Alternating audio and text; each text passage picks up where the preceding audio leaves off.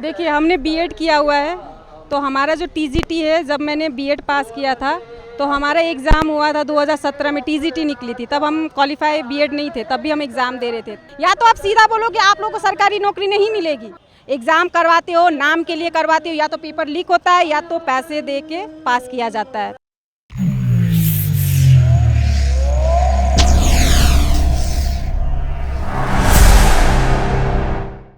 देखिए, जयपाल सिंह मुंडा स्टेडियम में रांची के छात्र यहां पर आंदोलन कर रहे हैं और 15वां दिन हो चुका है। पूरे झारखंड से छात्र इकट्ठा हो चुके हैं, लेकिन सरकार सुनने को नाम नहीं ले रही है। हालांकि आज सुबह डेलीगेशन गया है और कल भी गया है। डेलीगेशन का क्या रिजल्ट होगा, वार्ता का क्या रिजल्ट होगा, उससे पहले मेरे साथ पल्लवी जुड़ेगी। इनके हाथ में बैनर है, 10 साल का इंतजार अब और नहीं, टीजीटी 2016 अभ्यर्थियों के हमें तारीख नहीं नियुक्ति चाहिए। देखिए, ये अपना दूसरा मुद्दा लेकर के आई है। जेपीएससी और जेएससी का मामला तो है ही, इस बीच में हम कई सारे खबर ऐसे भी कर रहे हैं कि बहुत सारी नियुक्तियाँ ऐसी हुई हैं जहाँ पर भी स्कैम हुआ है, जो मीडिया में नज़र नहीं आया है। चलिए, आपकी मुद्दा क्या है, क्या आप कहना चाहते हैं सरकार को मीडिया के माध्यम से? देखिए, हमने बीएड किया हुआ है, तो हमारा जो टीजीटी है, जब मैंने बीएड पास किया था तो हमारा एग्ज़ाम हुआ था 2017 में, टीजीटी निकली थी, तब हम क्वालिफाई बीएड नहीं थे, तब भी हम एग्ज़ाम दे रहे थे। उसकी रिज़ल्ट का भी पता नहीं है, ठीक है। और सेकंड, अभी फिर से इतने सालों के बाद जब फॉर्म फिलअप हुआ, वो हुआ 2024 में। 24 में जब फिलअप हुआ, उसकी एग्ज़ाम की कोई पता नहीं, कुछ भी नहीं आया। अब उसकी फॉर्म को रीफॉर्म किया जाता है 2026 में, और 26 में जब फॉर्म होता है, अभी 3 महीने गुजर चुके हैं, तो एग्ज़ाम कहाँ हो रहा है? तो मेरा यही कहना है कि एग्ज़ाम हम लेते नहीं तो फॉर्म क्यों फिलअप करते हो, हमारा पैसा क्यों बर्बाद करते हो, हमारा टाइम क्यों बर्बाद करते हो? या तो आप सीधा बोलो कि आप लोगों को सरकारी नौकरी नहीं मिलेगी, सीधा क्लियर करो, या तो झारखंड में बोलो कि सरकारी नौकरी है ही नहीं, ना दिया जाए। तो हम यही चाहते हैं कि आप जब फॉर्म फिलअप करते हो ना, तो उसको कंटिन्यू कराओ, लेकिन साफ सुथरे ढंग से। एग्ज़ाम करवाते हो, नाम के लिए करवाते हो, या तो पेपर लीक होता है या तो पैसे दे के पास किया जाता है। तो हम कहाँ जाएंगे छात्र?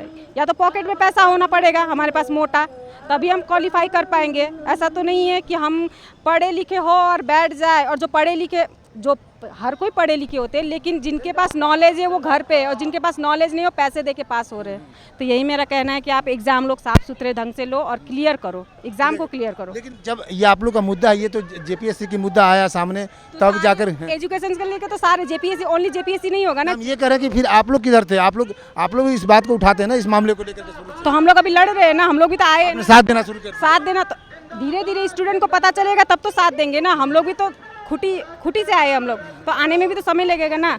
तो हम लोग ने देखा कि चलो यहाँ पर ऐसा चल रहा, तो हमारा भी मुद्दा आगे रखते हैं, क्योंकि हम लोग भी ऐसे ही बैठे हुए हैं, हम लोग भी इंतज़ार में कि हमारा एग्ज़ाम कब होगा।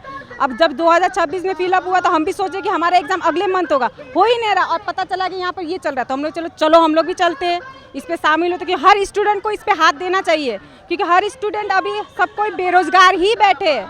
यहाँ पर किसी को रोज़गार नहीं मिल रही है, रोज़गार सिर्फ प्राइवेट नौकरियों पे मिल रही है, और सरकारी नौकरी पे कोई ये नहीं है। तो ये 26 साल पहले जो झारखंड का बंटवारा हुआ, यही दिन देखने के लिए या तो बंटवारा होना नहीं चाहिए था। बिहार झारखंड जो एक था, एक ही रहना चाहिए था। यहाँ बंटवारा हो के हमें क्या बेनिफिट मिल रही है? कुछ तो बेनिफिट नहीं मिल रही है। आज तक सब स्टूडेंट बेरोजगार ही पड़े, और सरकार बोलती है कि बेरोजगार को हटाना है। कहाँ से हटाएंगे? जब एग्जाम ही नहीं लोगे तो कहाँ से हटाओगे? चलो नाम के लिए एग्जाम भी ले लेते हैं, पेपर लीक हो जाता है भाई, पेपर लीक हो जाता है। जब देखो जेपीएससी का, आप देखो 4 बार तो फॉर्म ही फिलअप होता है, 4 बार फॉर्म फिलअप होता है, उसमें भी पेपर लीक होता है। जब पेपर लीक नहीं होता है तो साफ सुथरे ढंग से एग्जाम हो गया, चलो उसमें पता चलता पैसे लिए जा रहे हैं, तो फिर हम लोग तो इससे नहीं होगा, बेरोजगारी घटेगी नहीं। ये आप झारखंड के मंत्री जी बोलते हैं कि ये लोग विद्यार्थी नहीं है।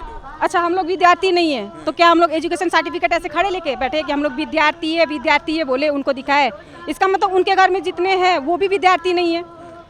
हम लोग बेरोजगार बैठे हैं क्या? रोने के लिए यहाँ पर, तो खुशी के लिए आए हो क्या? इतने पानी में मरने के लिए आए हुए? हमारा भी कुछ मुद्दा होगा, हम लोग भी कुछ है, तभी तो अभी तो एज है, तभी तो हम लोग लड़ रहे हैं। एज नहीं होगी तो हम लोग क्या करेंगे? आने वाला जो फ्यूचर वो तो डमाडोल है। अगर हम लोग ही नहीं लड़ेंगे तो आने वाला फ्यूचर कैसे चलेगा, भविष्य बच्चों का? ये मंत्री लोग का जो आवास बना है, सरकारी आवास, और वो मतलब जो दिल्ली के एमपी का जो फ्लैट नहीं है मंत्री का, उससे महंगा फ्लैट यहाँ पर बना है, लेकिन आप लोग को नौकरी नहीं दे रही है सरकार।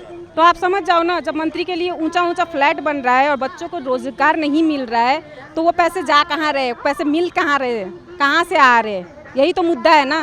बच्चों का एजुकेशन को डमाडोल करके आप आराम की ज़िंदगी जी रहे हो, तो यही तो है सरकार को सोचना। अभी यहाँ पर हमारे जो है लीडर वो 16 दिन से भूख हड़ताल पे है। उनके बारे में उनको है थोड़ा सा भी टेंशन कि बेचारे खा नहीं रहे, अभी इनको हॉस्पिटलाइज हो जाएगा तो इनका खर्चा कौन देगा? हाँ, उनको देख कम से कम एक बार किसी को भेजना तो चाहिए कि क्या हाल हो रहा है, छात्र कैसे जी रहे। आश्वासन देकर अनशन तो तोड़वा देना चाहिए। अरे अनशन ना तोड़ा, लेकिन कम से कम एक कमेटी तो बैठा है, कमेटी बैठा है ना, कमेटी बैठा के आप थोड़ा सा ये भी तो सोच सकते कि चलो आज एक कमेटी बैठाते और छात्रों का भी बात सुनते और हमारा भी एक सुनते। आपके एंड से जितना हो पाएगा आप भी अपनी बात रखो और छात्र के एंड से जो है वो भी अपनी बात रखेंगे, दोनों की बात मिलेगी तभी तो कुछ आगे होगा ना, नहीं तो हम लोग ऐसे ही लड़ते मरते रहेंगे और सरकार वहाँ आराम से टीवी पे देखते रहेगी कि चलो छात्र अपने लड़ रहे, हम लोग आराम के वो तो बैठ के खा रहे हैं और यहाँ पर जो जी रहे मर रहे उनका क्या? कुछ लोग कह रहे हैं कि बीजेपी इसको सपोर्ट कर रही है, इसको सपोर्ट कर रही है, लेकिन यही सरकार जब जंतर मंतर में प्रोटेस्ट होता है तो वहाँ जाके समर्थन करती है। अच्छा, ऐसा कुछ नहीं है, सारे नेता एक बराबर है, जो सपोर्ट कर रहे हैं वो अच्छी बात है, जो सपोर्ट नहीं कर रही है उनका वो अपना देखे, हमारा कुछ नहीं। अगर ये आप लोग की बातों को नहीं मानेंगे सरकार तब आप लोग क्या करेंगे? हम जब तक सरकार नहीं मानेगी तब तक ऐसे ही भूख हड़ताल पे ही बैठे रहेंगे और लड़ते रहेंगे जब तक हमारा पूरा नहीं होता, क्योंकि हमें एग्ज़ाम देना है और क्वालिफाई करना है हमें जैसे भी, क्योंकि हम ऐसे ही बुढ़े हो जाएंगे एग्ज़ाम के। हाँ, ऐसे ही लगातार ऐसे ही होगा और पता नहीं हम लोग अपना गांव में जाके खेती बाड़ी करना पड़ेगा, हमें भी लगता है यही करना पड़ेगा हमें, क्योंकि हमारा कोई ये तो सरकार कह रही है कि काम का कमी है क्या? मुर्गी पालन करो, बकरी पालो, खेती करो। तो मुर्गी पालन बकरी पालन ही करना था तो अपने गाँव में जाके करते ना भाई, क्यों इतना पैसा लगाते? उनके बच्चे विदेश में पढ़ने जाते हैं। हाँ, और अपने बच्चों को यहाँ का पैसा लूट के विदेश में पढ़ा रहे, तो हमें भी दो ना पैसा, हम भी विदेश जाएंगे पढ़ने के लिए। हमारे माँ बाप ने जो खेती बाड़ी करके पैसे जमा करके हमें जो एजुकेशन दिया है, क्या उनका यही भाषण सुनने के लिए, मुर्गी पालन खोलने के लिए? अगर मुर्गी ही पालन करना था तो 10वीं क्लास पढ़ते ना, क्यों बीएड करते? इतना पैसा क्यों लगा? मुर्गी पालन करने 10वीं पढ़ने की भी जरूरत नहीं है। नहीं ठीक है, एक एजुकेशन तो लेना पड़ेगा ना, पैसा तो गिनना पड़ेगा ना भाई, पैसा तो गिनना पड़ेगा, कोई लूट के ना जाए। 7वीं पास भी कर लेंगे तो पैसा गिन लीजिए। ठीक है, 7वीं पास भी कर लेंगे, लेकिन एक 10th क्लास का एक होता है माइंड होता है कि चलो 7वीं और 10th में थोड़ा सा डिफरेंसेस होता है एजुकेशन में। कुछ गाती होती हैं, गाना गाती हैं? गाना गाती इसका मतलब थोड़ी नहीं, कुछ गाती है तो बता दीजिए। नहीं, कुछ गाती शायरी है तो उस माध्यम से सरकार को जगाइए। हमें नहीं आता शायरी वायरी कुछ नहीं। गाना आता है? गाना अपने भाषा में गा दीजिए ना, जो ही गाना आता है। नहीं, आप लोग का जो समस्या है इसमें कितने संख्या में लड़के बच्चे छात्र हैं? देखिए अभी तो मुझे नहीं पता कितने में, लेकिन जितने भी है सारे स्टूडेंट ही आए हैं, सारे स्टूडेंट आए रांची के और भी बहुत जगह से आए, सबको अभी जिसको धीरे धीरे पता चल रहा है वो सारे कोई आ रहे हैं, वो सारे कोई शामिल हो रहे हैं इसमें। इसलिए कितना लंबा चलने वाला है ये? जब तक सरकार मांग पूरी नहीं करेगी चलती रहेगी, चाहे वो 1 साल क्यों ना लगे, चलती रहेगी। आज डेलीगेशन गई है, सुबह में गई है, अभी आएंगे वार्ता करके। ठीक है, अच्छी बात है ना, हम लोग भी सुनेंगे ना क्या बात होती है। हाँ, बस हम लोग भी इंतजार में बैठे हुए हैं कि आप लास्ट में हेमंत सोरेन को क्या रिक्वेस्ट करेंगे? भाई सरकार से हमें यही अनुग्रह आग्रह जो भी बोलते हैं भाई, आप हमारी छात्रों की बातों को सुने और उसको थोड़ा सा लॉजिकली दिमाग से सोचे कि छात्र क्या चाहती है, और जो आप एग्ज़ाम दिलवाते हो, फॉर्म फिलअप कराते हो, उसको क्लियर करवाओ, क्लियर कराओ बिना कुछ मुद्दों को लेकर। मुद्दा नहीं चाहिए इस पर। चलिए, पल्लवी है और ये तो मूल निवासी नेपाल की है, नेपाल के रहने वाले। इनके पिताजी जब झारखंड में आए तो यहाँ शिफ्ट कर गए, और यहाँ शिफ्ट करने के बाद कितने सालों से यहाँ, कितने दिनों से आप लोग रह रहे हैं? 30 सालों से। 30 साल से यहाँ पर आप लोग रह रहे हैं यहाँ पर।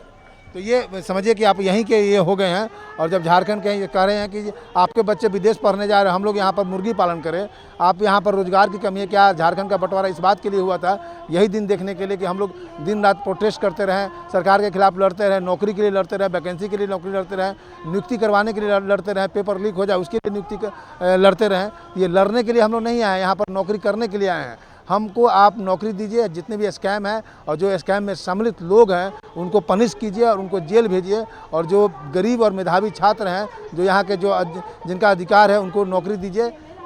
सरकार मतलब उनको नौकरी देने का पूरा प्रयोजन कीजिए, और इस जो यहाँ पर जो धरना प्रदर्शन हो रहा है इसको ख़त्म करवाइए, ताकि हम लोग धरना प्रदर्शन ख़त्म करके अपने दिनचर्या में लग जाए और अपने पढ़ाई लिखाई में लग जाए।